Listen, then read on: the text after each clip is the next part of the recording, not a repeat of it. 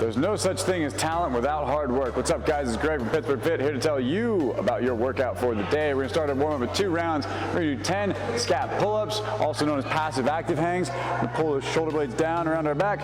Relax, just feel that stretch. We're then gonna do 10 scap push-up to pike. So we're gonna come down on the floor, push the floor away, relax our shoulder blades into it, push the floor away, push into that pike position, also a downward dog to some other people. Then we're gonna do 10 Bootstrappers. So you're gonna come down to the ground,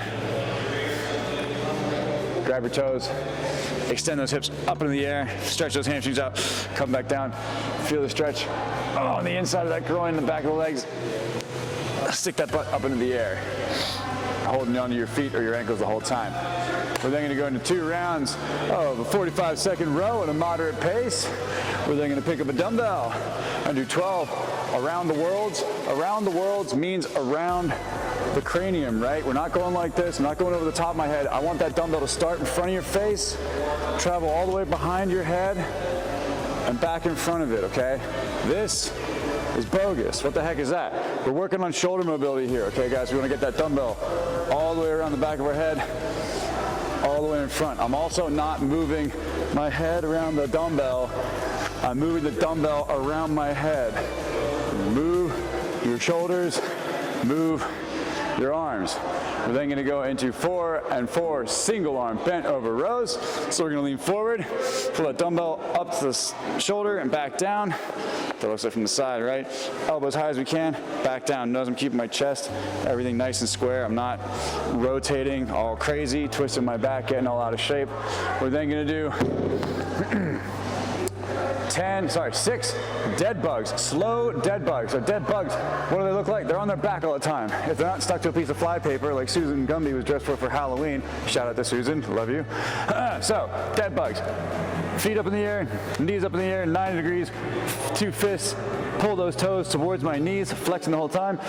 Deep breath in, I'm gonna push my lower back into the ground, extend one leg out, one arm out, bring it back to center. Extend the other leg out, the other arm out, back to center. The idea is to try and keep the other 2 appendages stationary while the other 2 move. Bang, 6 of those, nice and slow and controlled. Hang on one second. That is going to take us into our workout. 5 sets, 4 time. You're going to do a 4-minute running clock. You're going to start out with 30 or 35 calories on the rower. Woo, that's a lot. Then you're going to go into 15 hand release push-ups. So you're going to come down to the floor, plank position, chest to deck, hands off the ground, push on back up. You can do this from the knees if you have to. Toes fine. If you want to go all crazy, do the military one with your arms all the way out into a T. Your arms, put your arms out into a T. Jeepers. Arms on T, whatever.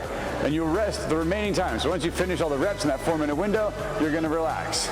There's no extra rest period between sets, however. So when the clock hits, beep, 4 minutes, start over.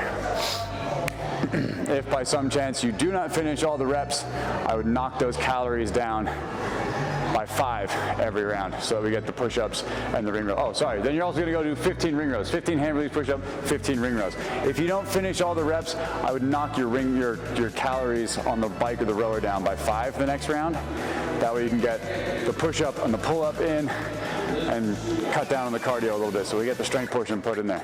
There's a little bit of a finisher, some tuck-ups, or tuck up and a V up, and Russian twist. So we're going to do 3 sets, 10 tuck up plus V up. So you're going to start out on the ground, 1 tuck up into a V up, tuck up into a V up. 1 rep equals 1 tuck up, 1 V up. So that was 2 reps for me. Then you're going to do 50 Russian twists. So you're going to tap on the ground. You can use your hands. If you want to, you can grab a dumbbell, tap that dumbbell either side. You can keep your heels on the ground. If you want, you can lift your heels up in the air. Try and stay nice and stationary. If I do that, I get a lot of leg motion because I don't know why, but try and stay nice and stable there. If you don't use a dumbbell, that's totally cool. 1, 2, 3, 4. I won't finish the song, but you know what I'm doing. Anyway, so when you're doing that though, try and follow your fists with your shoulders and your eyes, okay? This is not a Russian twist. This is the twist, right? We want to make sure our torso is rotating so that we're actually using those oblique muscles. That's gonna be a good little finisher for your abs and your core there. So I think it's gonna be a lot of fun. We will see you there.